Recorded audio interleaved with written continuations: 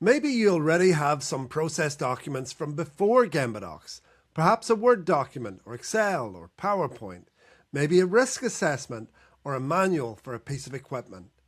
If you can save it as a PDF, then you can upload the file directly and bring it into your GembaDocs library in seconds. To upload a PDF, start by going to the SOP tab and tapping the plus button in the top left-hand corner. From the options, select Upload PDF, then choose the file from your device and GembaDocs will import it straight away. Once uploaded, that PDF lives alongside all your other SOPs. It's searchable, shareable, and ready to deploy.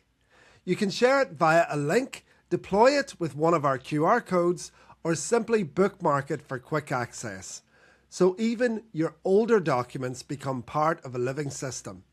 It's a quick and simple way to bring all your existing documentation into one place without having to rebuild anything. Give it a try. You'll be surprised how much value you can get from just uploading what you already have.